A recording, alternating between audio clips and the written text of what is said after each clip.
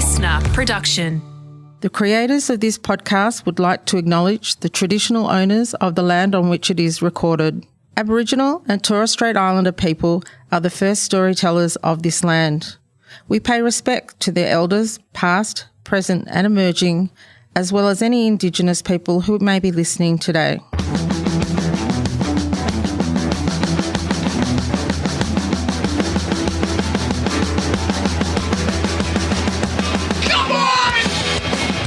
Everyone relax, this is TOFOP. I'm Charlie Clausen.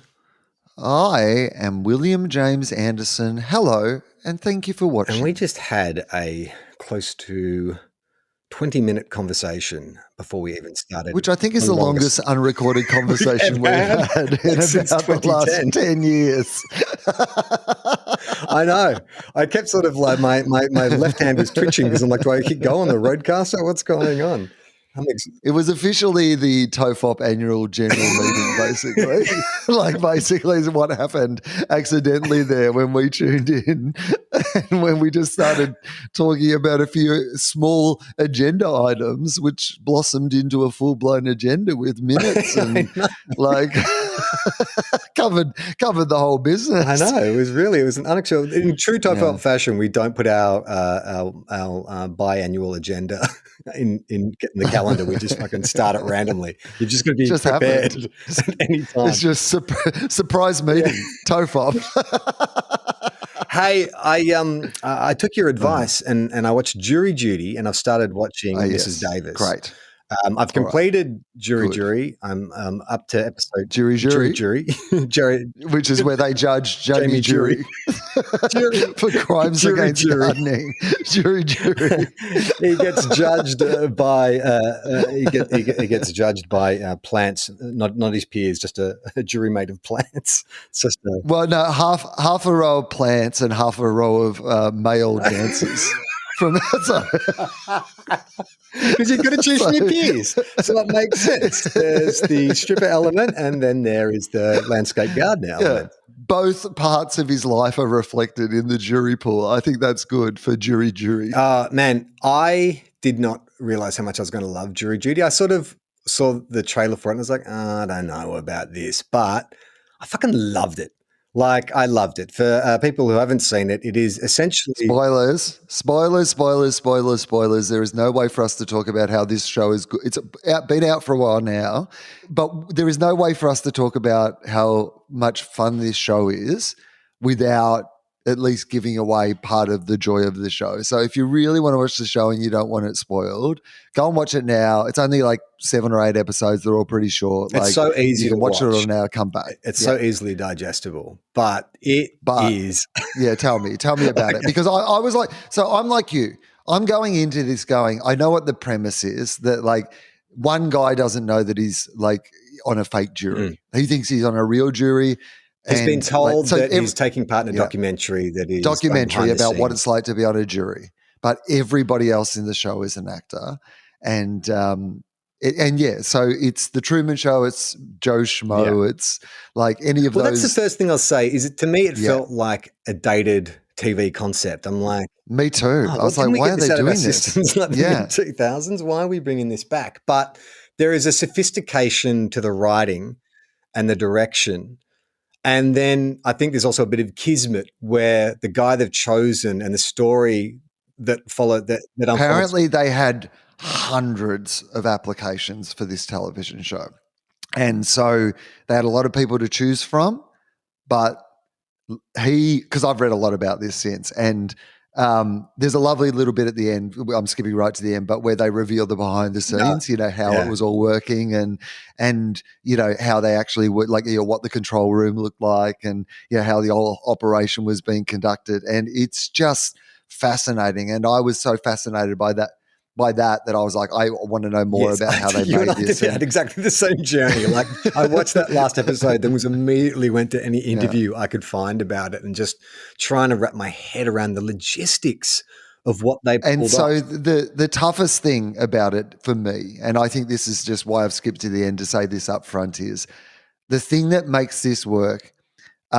There is a key factor that makes it work, which is the casting of this guy who is at the heart of this thing, and we'll get to all that. But the other thing that made it work is that they were willing to film hours and hours and hours of really boring actual legal court jury things, because the way that like when you see it edited together in the show, you kind of start to think like, if all those things happen to me in a row, eventually I might, cotton on to the fact that like I am part of some sort of prank. But what they did was buried the ridiculous stuff deep in the middle of all this serious stuff. And the fact that they were willing to put in that they didn't cut that corner. You can imagine another production would have cut that corner. And if they had, it would have ruined the entire conceit of the show. Because it's all about relationships and human interaction and compassion and all this kind of stuff. Like, it sounds ridiculous because you hear the concept and you're like, it's a prank show.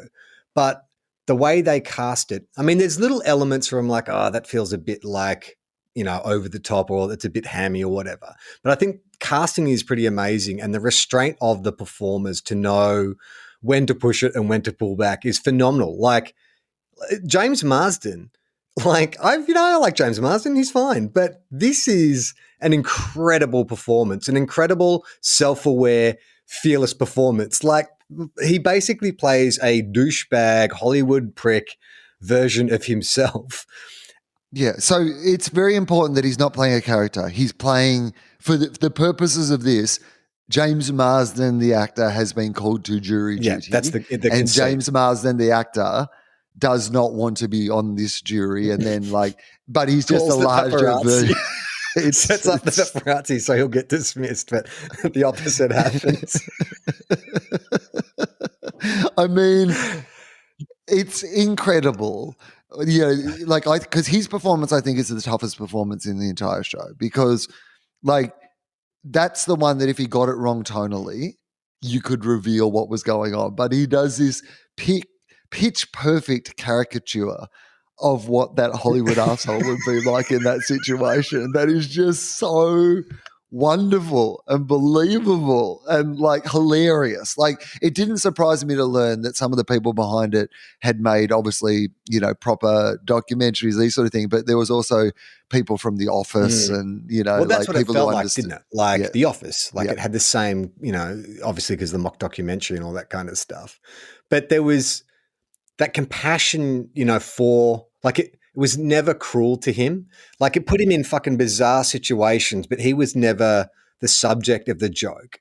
It was always these weirdos around the him. funny thing is, though, that sometimes they had put things in that was meant to irritate him. So there's this particular scene where they're sharing, they're in a hotel, they're sequestered, this jury in a hotel, and they put him next door to this guy who was meant to kind of annoy him, essentially, and he was just really lovely to him and befriended him and encouraged him, and it was this quite nervous character, and he's really trying to open him up. It's just I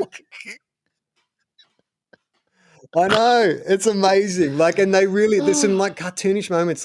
He and James Marsden are running lines in his room, and he steps out for a bit. When he comes back, James Marsden tells him the toilet's broken. And when he goes in, there's a 2-foot turd and dirty toilet paper, which the production team had set while the guy was out of the room. And he's just so cool about it. Doesn't make a fuss about it. Just kind of get the fun up there. He's got the most sort of, well, this is what's happening. He's got to, because there's moments within where he probably doesn't act in a way that is entirely ethical that you would want from a jury member, right? Well, he does his own investigations, right? Which is you're not meant to do that. And look, there's jury members allegedly having affairs with each other and all this sort of stuff that he, because they make him the convener of the jury, the foreman, head person, or the foreperson of the jury. The foreman. The head person. The foreskin of the jury.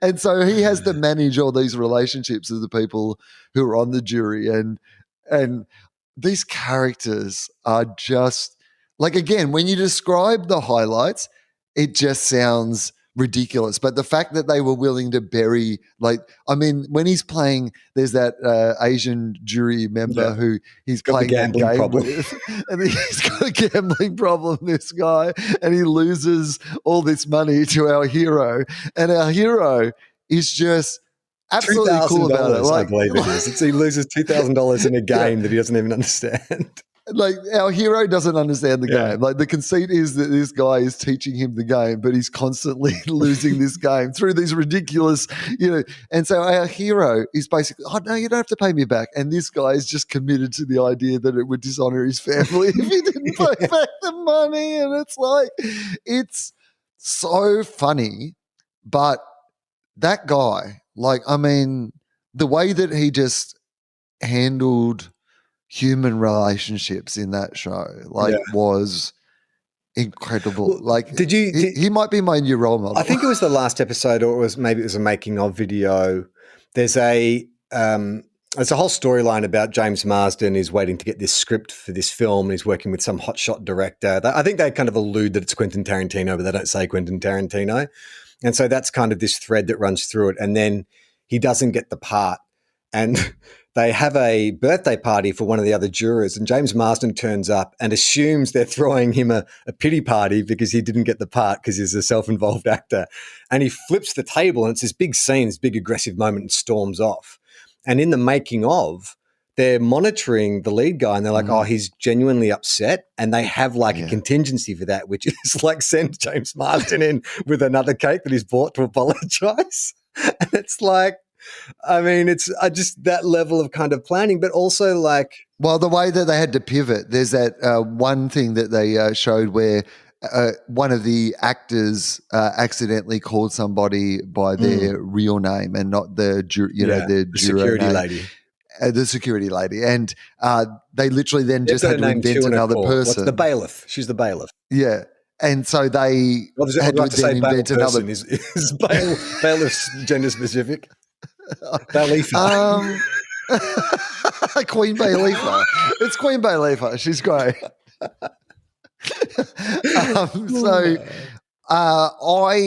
So then they invent like they have to constantly, be adapting the reality. And there's moments where he starts to suspect, that something isn't quite right. And then in those moments, that's when they had to pull back and, do a big boring day in court just to sort of, make sure that he wasn't suspicious anymore. Or how's the fact that the dude, like, they didn't anticipate how seriously he would take his job as foreman and how hard he would interrogate the facts of the case. So he starts figuring out the shit before they've planned it. So they're rewriting on the fly, trying to stay ahead of him because he's actually figuring out what happened. Because they at the start, they create a scenario where he stumbles upon evidence that contradicts, doesn't necessarily contradicts where the case seems to be going. So that's really clever in and of itself that you put him in this conundrum. But I mean, in highly they don't let you just go and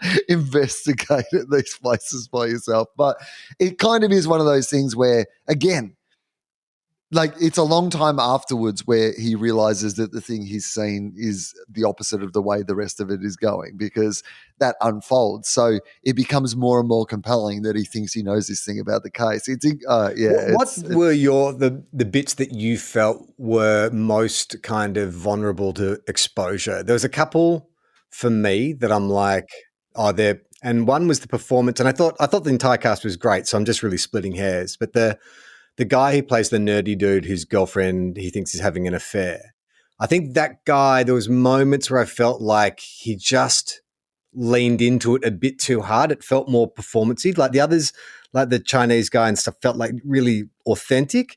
And I just felt moments where I'm like, he seems like he's an actor. Like that seems like something someone from drama school would do. I agree. Yeah. I thought that the defense lawyer was too clumsy and too shit. Yeah. Like, I thought all the courtroom stuff was the most. We probably saw lots of others. Like they probably showed lots of other stuff where he was being quite competent. Yeah. But when you clipped it all together, it looked like a sketch. Yeah. But also, I think even the dynamic of making the defendant this kind of Weasley-looking dude and the prosecution, or what's the plaintiff, whatever, what do you call it? You watch Courtroom Dramas. I don't know if that's the right terminology. What do you, if you're the person who's laying the I believe the plaintiff? person making the complaint is the plaintiff. Yeah. And she was this really well-groomed kind of like Real Housewives of LA. I just thought the casting of that seemed like the power imbalance and the dynamic was a bit central casting for me. I thought that you could have blurred the lines between the, like just the status level, just blur it a bit more. So it's, because immediately it's a David and Goliath story. And so I would feel like you're going to flip that. But I'm saying that with the benefit of watching a TV show. I'm not in a courtroom looking at these people for the first time. So who knows? Yeah. And look, there was moments where things were like pretty out there. Like, by the end, like there was some real full-on stuff going on, and you were like, could you just, okay, let me put it this way. Rather than me judging when he was, if you were in that situation, like I was the guy, do you think that you would have been taken by it in the way that he was taken by it? How do you think you would have reacted in some of the moments they presented him with? I always give people the benefit of the doubt. So I would be so compliant with everything. I don't know that I would necessarily be as like compassionate or as understanding as him in terms of just like when they're out of the jury. When I was in the jury, I think if two jury members were fucking, I would like if one jury member was like trying to seduce another jury member, would you like inform someone? Yeah, no, as the foreskin of the jury, you would not do that. No, I would tell Queen Bailifa that I didn't know what was going on. No. If one of the jurors was falling asleep all the time, that was one of my favorite moments. That gave me paranoia because I was like, me in that situation, I'd be like, I don't want to wake her up. And at the same time, the judge has told me that I'm responsible for making sure that she's awake. I was thinking from the actress's point of view, who's amazing. Yeah. She's probably the best character by far, the most convincing. But I was thinking about that, and it's like, well, they're sitting in a seated court session for what, 5-6 hours. If I was her, like I'm a younger actor, and I have fallen asleep like in a scene that takes ages, and you're just in the background. Like the fact that she was able to control when she was not falling asleep is amazing. Like that takes real fucking like effort. There was one thing that, again, this is not like a criticism of the show, but I was interested, and maybe I just know this person better, but Kirk Fox. Do you know who Kirk Fox is? So he's the tall, skinny guy with the mustache who's in the jury, right? Yeah, the guy loves his wife. So no, the other guy. No, the other guy. He used to run a business that was blah blah blah. He's kind of a southern dude, right?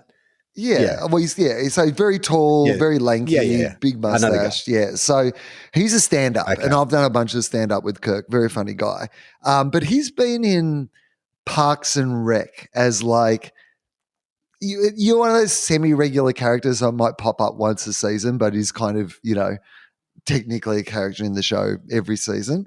And he was the one. And again, I just didn't know if it was because I know him and I recognize him in these shows because I have met him versus like, I was like, oh, what if this guy had seen Parks and Rec? Would they have had to like work out that he hadn't seen Parks and Rec or something else that Kirk Fox would have been in? Or do you know what I mean? Like that, because all the other actors I didn't recognize from anything else, but I recognized him. I mean, I think that it's the risk is so low. Parks and Rec hasn't been on. Even if that person recognized him, the chances of him being able, because he wasn't a main character in Parks and Rec, was he? Right. You know what I mean? Like you could easily, yeah. I get that all the time. Yeah, no. Yeah, I've never even seen the show. I think it's a risk, but I don't think it's a massive risk. Mm-hmm. Okay, so you imagine you're in that scenario and you've seen a bit of evidence, like the central premise, the big sort of theme, that you've seen a bit of evidence that seems to contradict the way that the case has gone.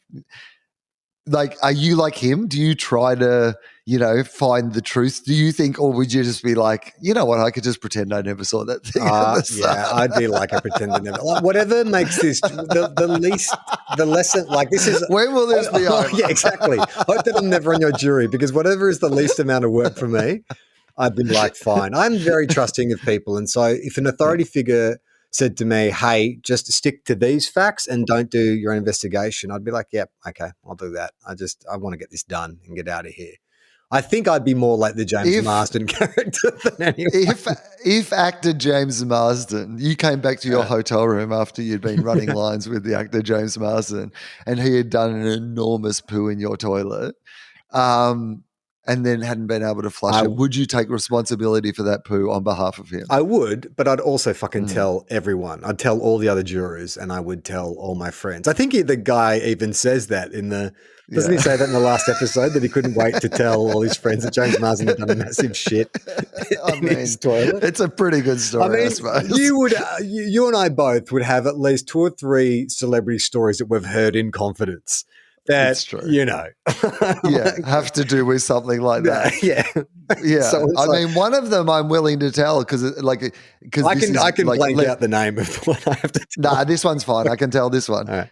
Famously, at least for a while, Russell Brand would, like, pre-gig, be quite well known for the fact that he would go and do a massive poo and then he wouldn't flush it. That was like his dominance thing.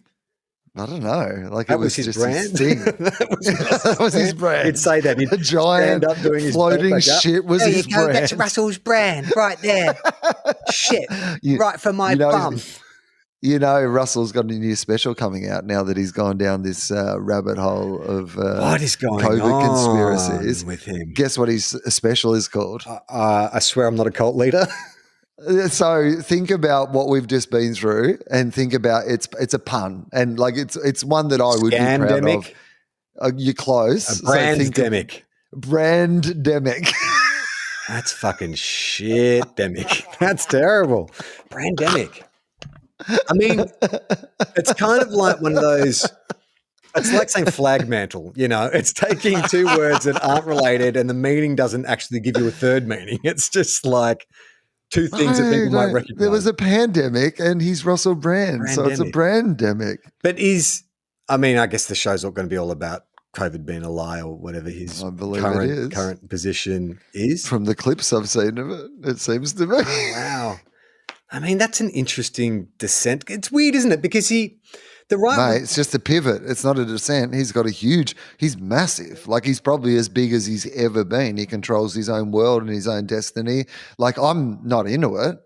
Like, I think it's disappointing because I think he actually is a pretty good thinker, and I think that most of the things that he's saying at the moment are dumb. Well, that's not true. There's the reason it works is that 80% of the time he probably says things that make a whole bunch of sense, and then it's just the extreme stuff that is. It just feels like sometimes, though, the way we have traditionally perceived the right and left have swapped hats a few times, and so it's totally. It's very confusing to know, like, those traditional views of left and right. You know what? It's a big market. Being a right-wing commentator.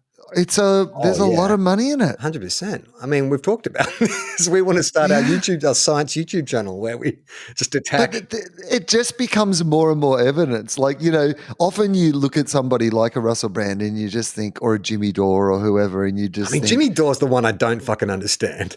Like, he descended into madness real quick. Fucking open mic with Jimmy Dore around LA, and I quite like Jimmy Dore. I was like, he was a good guy. I thought Dave was mates with him as well, but like, and I was watching his YouTube channel for a bit, like 2 or 3 years ago, and being, he's pretty hardcore leftist, but then I got to know, like, Jimmy got to eat, right, and Jimmy's eating well, like Jimmy Eat World, like Jimmy.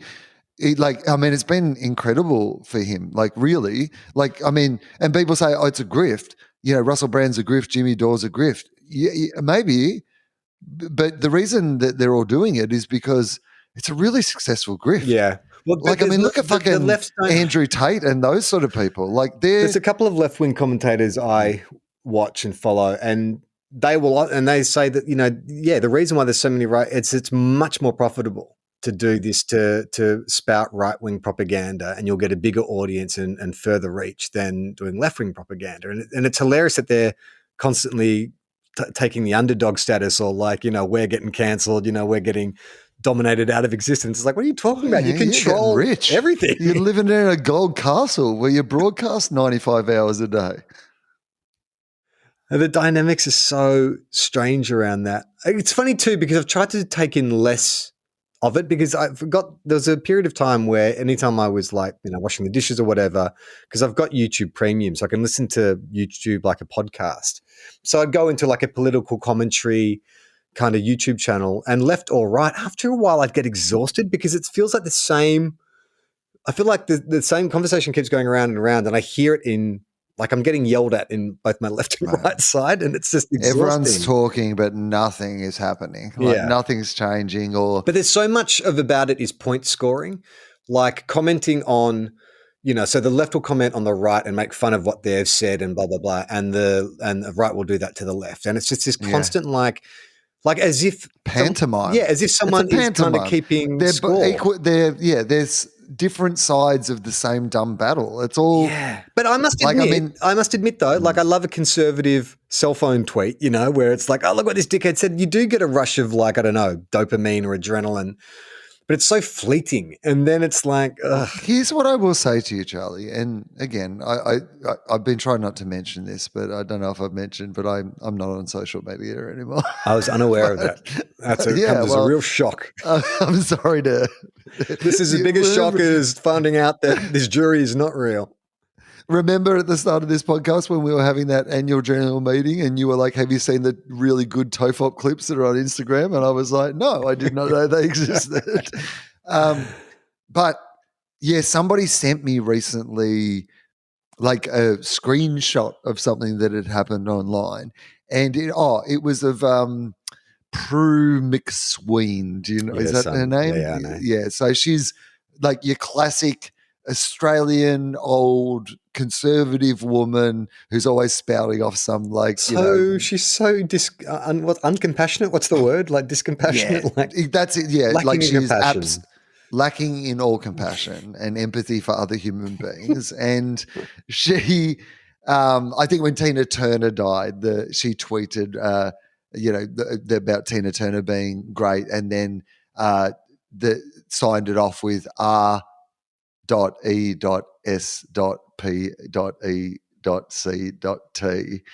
R.E.S.P.E.C.T., which is not Aretha Franklin. Tina Turner. That is Aretha Franklin. And so people found that very amusing that this, idiot had self-owned herself with this dumb tweet. And then everybody thought about it, and she said she meant it on purpose. She just meant she respected Tina Turner. It wasn't like about related anyway. Like, it was like, I mean, it's a huge coincidence if true. Good defense. So this all happened. And what I realized is, from just getting from a little bit leaking out into my world, that there would have been a time when I saw that tweet, I would have been like, aha, that person I don't like did something dumb, and now we can all feed on the energy of mocking that person that we all don't like, and there can be this little, and I honestly, the thrill's gone, man. Like the thrill, that fleeting thrill, you don't miss it. It's not worth it. I haven't done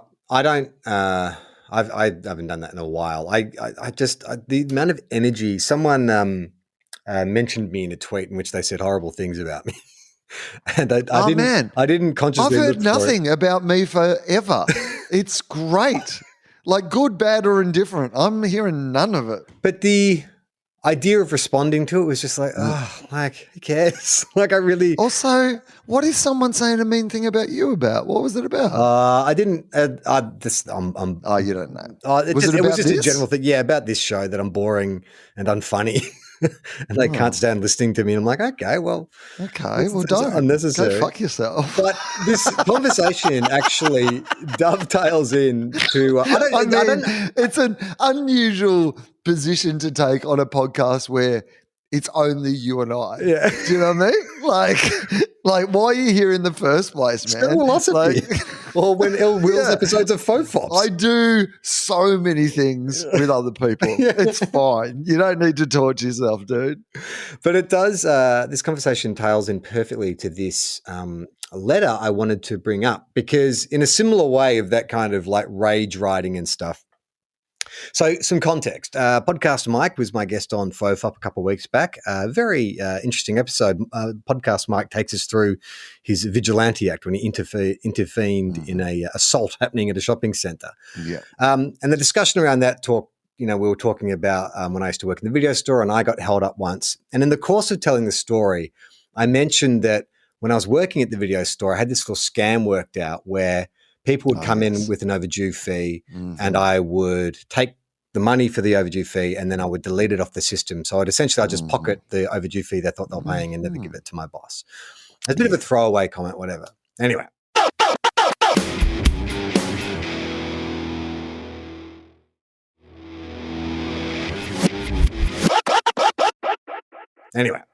So I received this email, and let's just call them Mrs. X. Okay. Mrs. X may be a guy. Okay, sure. It was FOFOP, but you guys are the same crew, yeah? What were you thinking telling about your scam to take cash for fines in a video store? Family member had a store like that. Doomed, of course, with digital tech. You joked about stealing. No remorse. Did you pay it back? Did you donate the equivalent to charity, plus interest? Have you calculated what that money would be worth now? I have lost faith in you. Does Will condone this? I'm disgusted. What an example. That was it. So I read this and I was like, I mean, yeah. And my blood boiled a bit. It's like, oh, hang on. And I was about to kind of respond. And then I was like, actually, you know what? I'm going to take the criticism on board. I'm going to have a think about it. So I did. I actually took some time to actually think. And I was like, you know what? It actually was a shitty thing to do. And I haven't really thought about it because it was almost like fucking 30 years ago. But I decided to write a letter back to Mrs. X to explain what had happened. But I thought I would, seeing as you have been dragged into this because she wanted to know if you condoned it. Do I condone it? So what I thought I'd do is I will just read the letter. We can go through it line by line and you can edit with me. If you think that maybe I'm going too far or whatever, we can pull it back. We can make it a TOFOP United response to this very valid criticism. Yes. Okay, well, firstly, here's what I would say just as a general principle. I have a standard policy of not judging like other people that I sometimes like people I'm like grew up. This is quite a serious start. We'll get to the fun. It's fine. But like on Gruen, people will be like, oh, Todd did this thing. What do you have to say about that? Or like Dave Hughes said this, or what do you have to say about like what I don't have anything to say about any of those things. That's their own business and they can be accountable for themselves. Like I don't ask you to take responsibility for the dumb shit I say. Like I don't run my stand-up show by Charlie to make sure that he condones what I'm going to get out on the road. Like arms folded. Tisk.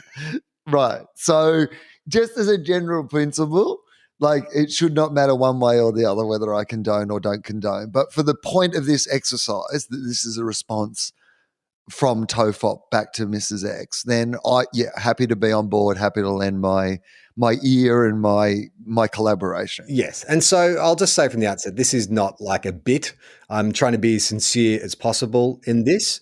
There's a bit of light humor and stuff because I don't want it to be too serious, but no, it's both. It's earnest. This is my most contemplative, earnest response. Because I have a lot of thoughts about this, but I'm going to save them for for during the letter. Okay. Hi, Mrs. X. I understand what you're saying, and you're right. Stealing is bad. I should let you know, my memory of that time is rather hazy. It was almost 25 years ago, and to be honest, I don't actually remember how much I stole. It might have been $50, it might have been $150, but I doubt it was any more than the latter. If it makes you feel any better, my petty embezzlement didn't lead to the collapse of this business. They kept the doors open well into the late 2000s, and I believe the owner sold it and 2 other stores he owned to a larger chain at some point. Okay, that's the first paragraph. What do you think? Yeah, I mean, okay. So all the points you're making, I like.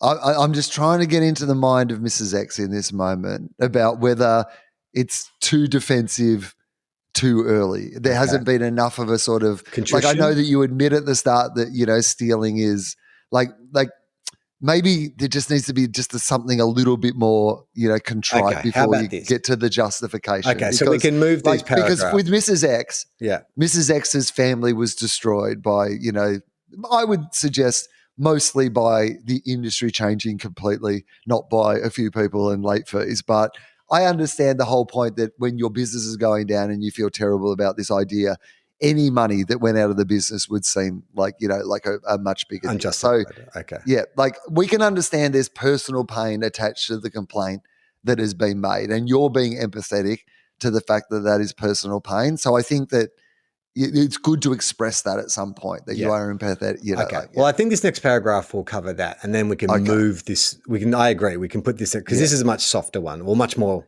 explanation. I think before we get to the justification, which I think is like quite good justification, you know, the fact that the business thrived and whatever, but you don't want to go with that too early because it's almost a bit like rubbing in the face of like, you know, hey, your relative did not know what they were doing. The guy I work for sold in the business, made a profit. Okay. So this next paragraph goes, yes, it was a shitty thing to do. My retelling of the story is an endorsement of what I did. It's actually the opposite. I was a stupid young dickhead making stupid young dickhead decisions. If it came across as bragging, then that's my fault. I do feel some remorse now, but at the time it felt justified. I was paid a barely minimum wage. I got no penalty rates for public holidays except Christmas, and my boss seemed indifferent to my well-being in the aftermath of being robbed. So, in a very cringy 90s Gen X kind of way, I felt like I was sticking it to the man. I'd like to think I've grown since then and become a less self-centered individual. So I like this. I think this is good stuff. So do you think I should put that before the stuff about the thing didn't close? Yeah, I do. Yeah. I think that's just a bit at the end. But I do think context is really important here, right? Because it's one of those things where, like, mate, like the idea that you are a young kid, this isn't you as like a, you know, like podcast a middle-aged father, right? Yeah, going, one of the godfathers of Australian podcasting. I do think that you were badly treated around the robbery. Like, there's no doubt about that. The idea that as a young person that you might be traumatized by that you might be suffering some sort of PTSD or, you know, like even in a mild way, was clearly not being, you know, recompensed or taken care of, or you weren't being supported in a way that. So if we are going to judge Charlie as back then through a modern prism of things being right or wrong, we've also got to judge the boss back then by a modern prism of what is right or wrong. And you clearly weren't supported with your mental health, or in a way, there was no counselling offered or anything like that, was there? He dissuaded me from it because it might cost him a bit. Okay, well, yeah. I think the way he said is you don't. So guess what? You're Robin Hood, mate. Like, you know what? If we hadn't been telling the truth here, I would have said that you actually spent the money on the counselling. That's what I would have said for the PTSD that I got. But we can't. Yeah, we'll stick to the truth. But yeah, this is a petty crime in an environment where you were being exploited in the first place. Like, even if it isn't entirely justified, I can absolutely understand how young Charlie would have justified it to himself as being something that was an okay thing to do. It's not quite stealing a loaf of bread to feed my family and then getting, you know, exiled to Australia or anything like that. It was entirely selfish.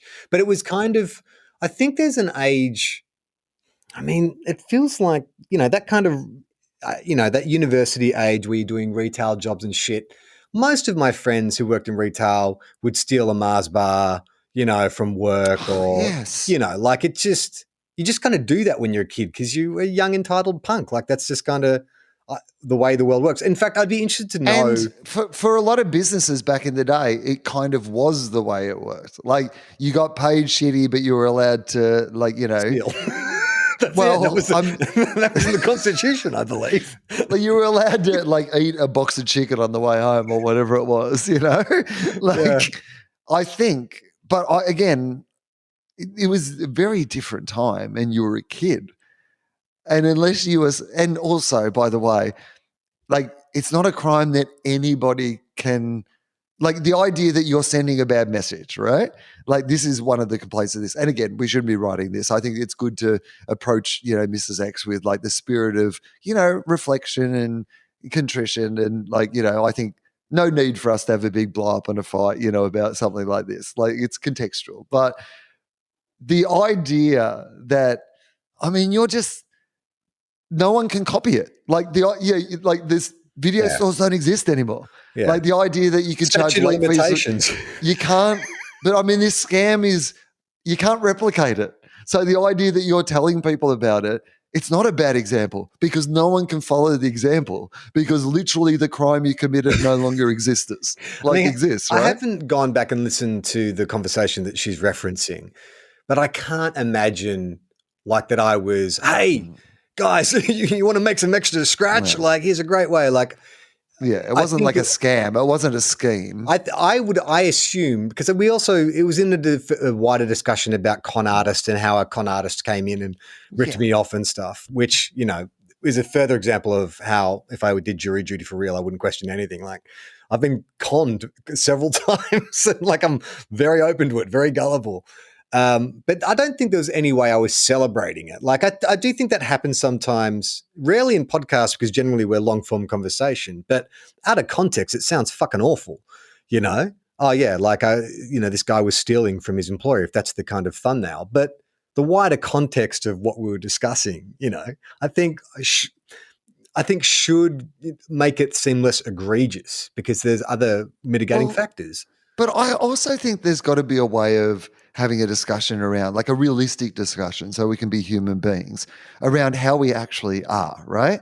So there are so many things that I did when I was young that I would absolutely not do today. Like, that were dumb. They were dumb things. Like, I made dumb decisions. Like, I was reckless, like, I put myself in dangerous situations, like I just didn't think things through constantly, like when I was young. But I also don't necessarily regret those things. They were part of, being alive and being human and being young and, taking those risks and having those experiences and like, committing a petty crime and deciding you're not the sort of person who wants to continue to commit petty crime. Like, it feels like sometimes you've got to do the things to make sure that you're not the person who, everyone like, fucks up at some point. Like, at some point. But it's, at all points, like forever. Like the idea that, and, the idea that if we deny these parts of our journey, like, I can sort of celebrate that young Charlie at the same time as you going, yeah, but I wouldn't do that now. And I can also now see it from the business owner's perspective. Like, but you were young. Yeah. It's interesting though. I got to be honest with you, Charlie. I think I do condone it. I don't condone it now, but I condone young Charlie and the class war struggle that he was involved in at the time. Well, I just think that thing about it being you were taking it to the man. It was a political protest. It was Occupy Wall Street. I think about like being a father, even being a pet owner before I own it with Junior. Like, Junior wasn't like the best behaved dog, but he had personality. And I think that I appreciated him for his imperfections. I like that about him. I like people I love, when you listen to a podcast or a comedian talk and they're really honest about something, they really open themselves up and say, yeah, this is the person I am. This is what I'm into. I know it's kind of fucked, but it's endearing. I'm a father now who like cares for his daughter and hear all these stories about that and the life that I have. But also at one stage in my life, I was also a thief. This dumb kid doing dumb things, right? But also I would love to know if I always suspected that late fees felt like they had at least an element of scam about them, right? 100%. There was no rhyme or reason why. I understand the idea that if you can't hire out that video that night, that is like losing money from the business. But I bet if you tallied it all up, they made a lot more money out of people overdue video fees than they would have actually having those videos on the shelf. Here's what I'll out. say about overdue fees. That it wasn't like a huge money spinner for video stores. It's more just a kind of fail-safe to get new releases returned promptly. So it wasn't that, like at my video store, like as long as you got it in before 10 p.m., like you wouldn't get charged. And often I would have people like I've locked the doors and they'd be poking it through the thing saying, don't find me, it's 10:01. And I'd be like, fuck you. It's fine. Come on, man. Like when the door's closed, you're getting a fine. I'm not bailing you out of this one. But it was also arbitrary, because why else would you give a fucking 19-year-old the power to completely erase someone's debt or not? Like if it was a bigger thing, like most often what would happen is someone would come in, they'd have say $27 in late fees owing from a year's worth of like late returns or whatever. And I would say, hey, Mr. Anderson, you've got $27 owing. Would you like to pay it now? We can make it $10. And you'd be like, okay. Yes. And so you'd wipe. Every time that would happen. Yeah. So it's already a sliding scale. Yeah, there's that you can just decide on what amount it is. Yeah, like, right. It doesn't like, and the only, I guess, the only real because it seems opportunistic, because you're not always getting people coming with late fees, but there was kind of one premeditated element, which is, I guess, if you were going to try me in a court of law, to bring it full circle, is that I then had to go into the system and erase the exceptions log listing. So an exceptions log listing is anytime there's an unusual transaction. I didn't realize there was like computer hacking involved in this scheme. I'm back with Mrs. X again. Sorry, I flip-flopped. Charlie Snowden. I found some compelling evidence. Free Charlie Assange. Can we get Alex Williams back on the show? You were going fucking undercover Julian Assange. All right. So back to the apology letter. So then after I said the stuff about the business owner was fine, I say, look, I am sorry to hear about your family member too. That sucks. And it makes sense that you'd empathize with the other side of my story. I haven't calculated what the money I stole would be worth now, but I think we should be moving the family member. That line is great, but it should be much higher somewhere. Okay, let's put that. I think we've got to lead with like the empathy. I think the empathy is great. It's just like, let's not bury it. Let's put it in this second line. So I'm sorry. I understand what you're saying. You're right. Stealing's bad. I'm sorry about your family member too. That sucks. Makes sense to empathize with this other story more. Yeah, that's good. That's like you being contrite about the fact that, of course, you recognize today, and you also recognize the hurt that led to the letter. It's a personal connection before you get to the kind of broader, like telling of the rest of the justifications. Yeah. Or explanations more than justifications, I guess. Yeah. I haven't calculated what the money I stole would be worth now, but I have donated to and worked with several charities over the years. In fact, the same podcast crew who you listen to raised $100,000 for bushfire victims a couple of years ago. I know it didn't benefit the ex-video store owner retirement fund directly, but I'm hoping it squares the cosmic ledger somewhat. Oh, yeah. Okay. As a joke. It's a setup for a joke. Yeah. No, I mean, but it is, there's a truth to it, right? Which is, you hope that that those things are used for good, and there is demonstrated times when they have been. So, I mean, it's definitely it's a little sizzle at the end. Don't get me wrong. It's like, and don't forget when we raised $100 fucking grand for charity. So, well, I only bring it up because she was very, very specific about, have you donated to charity? And it's like, well, yeah, I have, and I've worked for free on things. Will continue to, and like, if you want a dollar amount, then I doubt no amount of inflation of what I stole was going to reach $100,000. So, and who knows? Like, if it turns out that my old boss, had a house in the country and it was devastated by a bushfire, then maybe he did get paid back. I mean, I don't know. Like, it could have happened. Yeah, exactly. Oh, man, you know what? Well done. Good letter. I'm happy. All right. So the last line is, I have no idea if Will condones my actions or not. We don't have the kind of friendship where we need each other's approval, but I will ask him about him. See? I didn't have to say the thing up the top. It was right there at the end. But I will ask about him on the show. So if you're still listening when this episode comes out, you'll get your answer. All the best, Charlie Clausen, Outlaw. Oh, yeah, that's fun. You think that's okay? That's fun. That's nice. I like the little outlaw at the end is like a wink to say that you're still okay. Yeah, you're okay. Should I say we cool? We cool? That's too much. Okay. Just say... all the best. Leave it at all the best. Yeah. Not we cool. Or if you want to, or I can say all the best, or fuck around and find out. Yeah. Or fuck off. It's a free podcast. All right. I'm hitting send.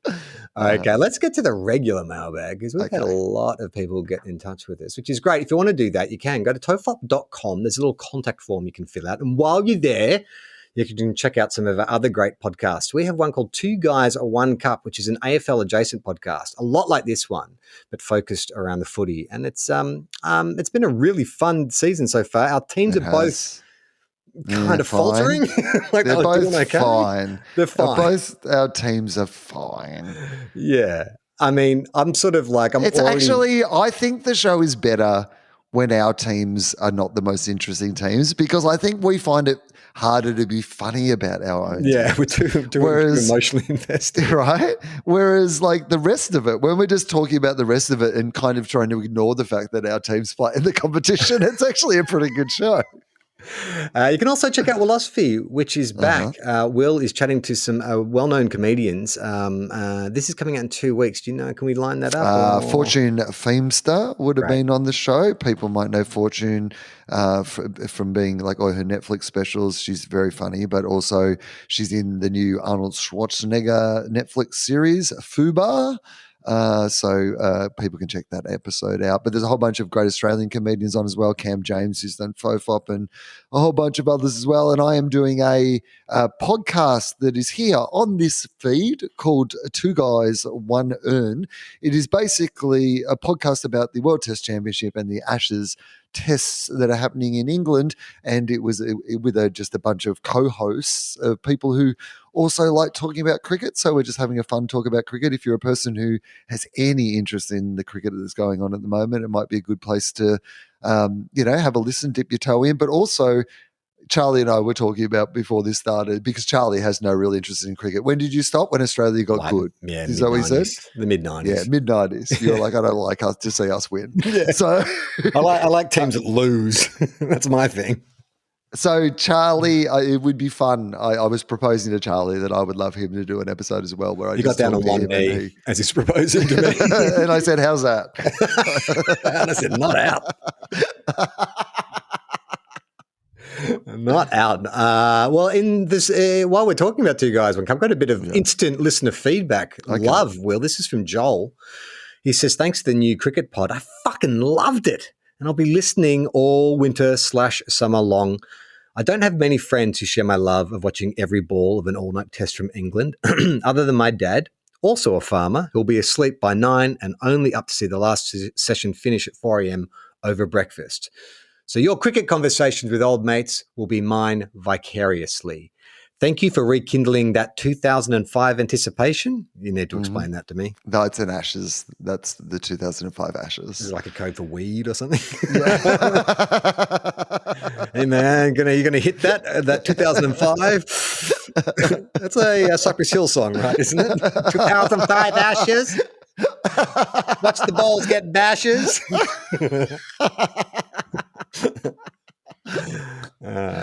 Neither a rapper nor a cricket fan.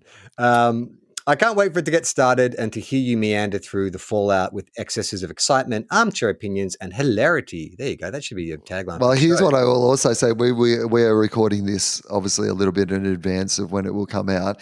And so the night we're recording this at night, it is currently 9:40 at night. And it is late for us, and I've been watching the first session of Australia versus India in the World Test Championship. Yeah, I was thinking about that. So if you're watching this on Patreon, in the background over Will's left shoulder, you would have some definitely not approved vision coming from Channel 9. I mean, there is like the door handle is in the middle of the screen, so I think that's okay, right? My head's in front of it most of the time. The podcast has been going pretty well, but when when Dave Warner got out just before lunch, I really got distracted for a minute, and you were like talking about something. Letter to bring you back. I was like, "What's going on?"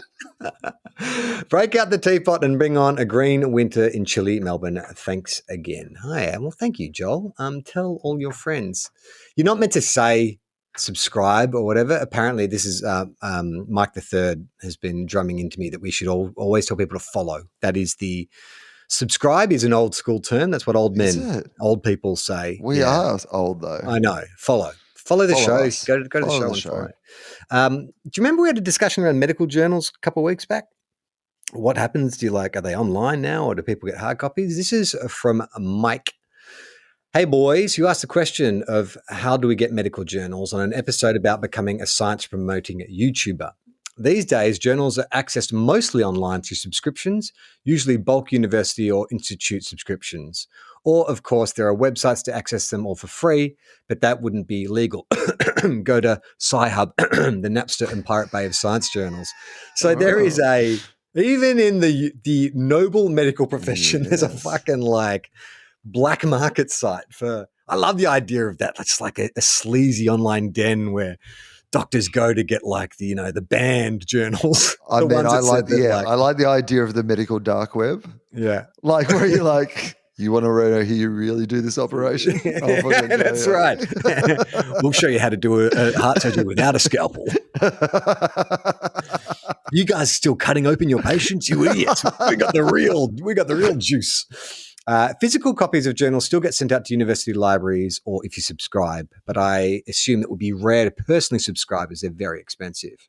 Sometimes editors will get free subscriptions or authors will get physical copies sent out for specific editions, especially if you author a cover story and have your artwork or image on the cover.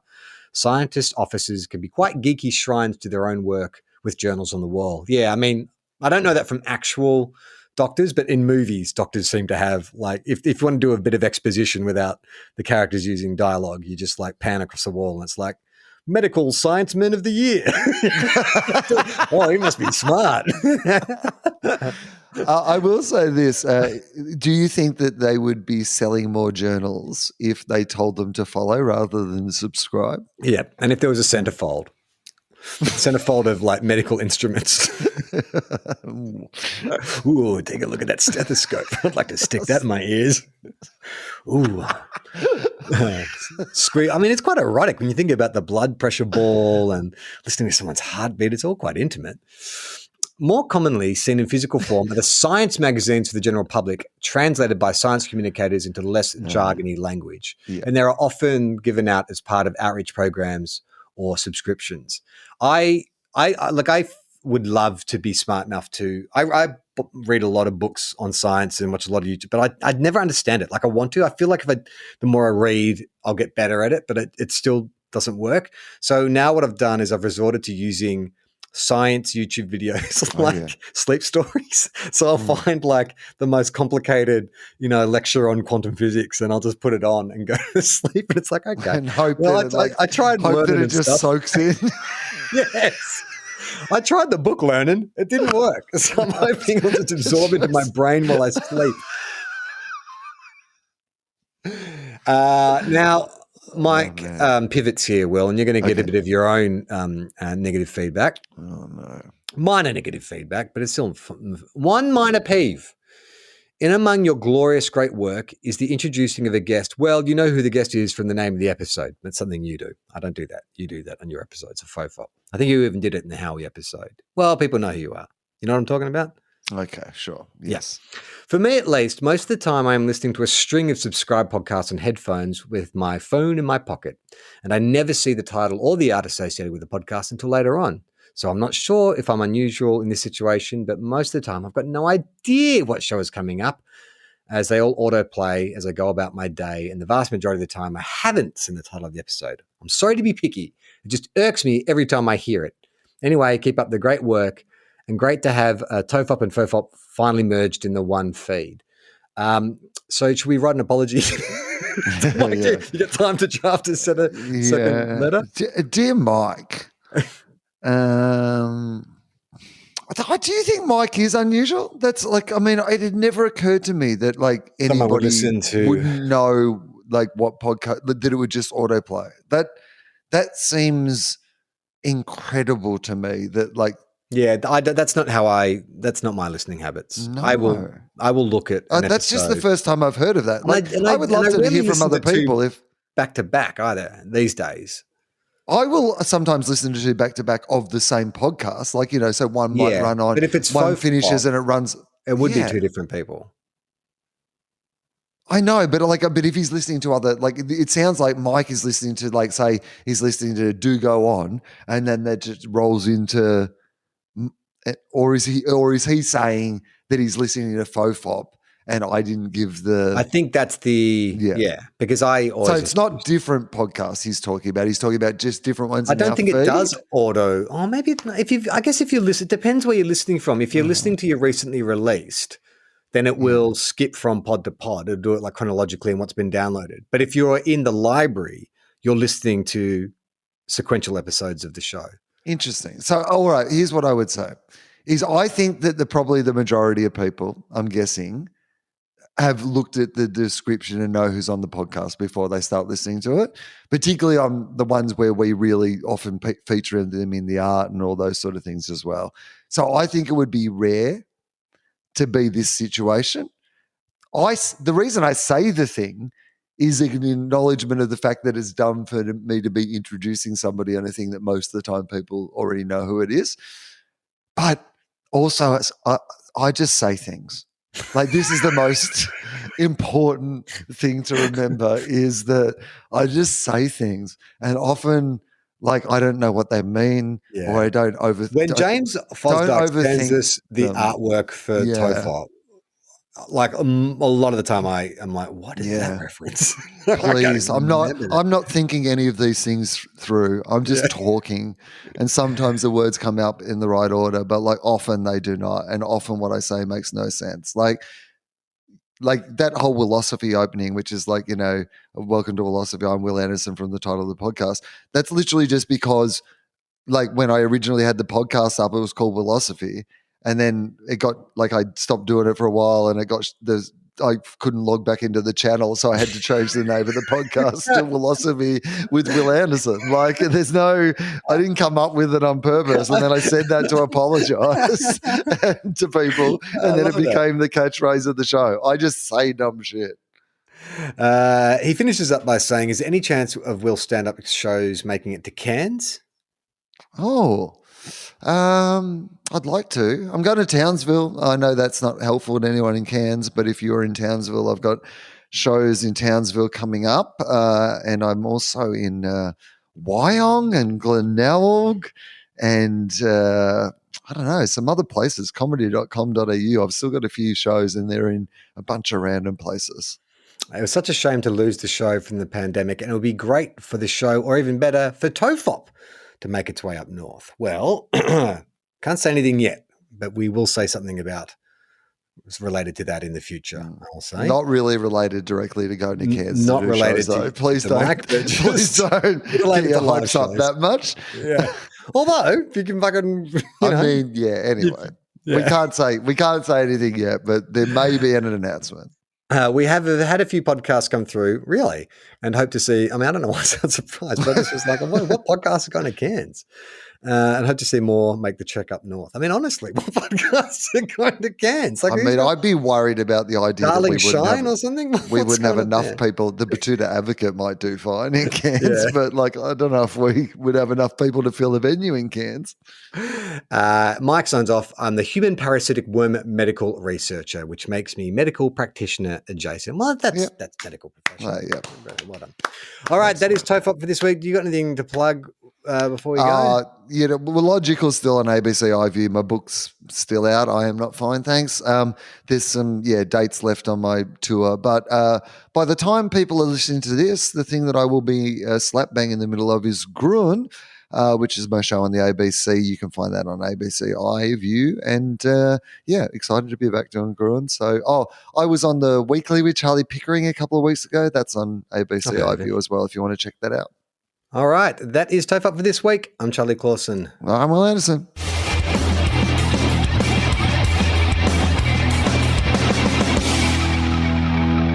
How long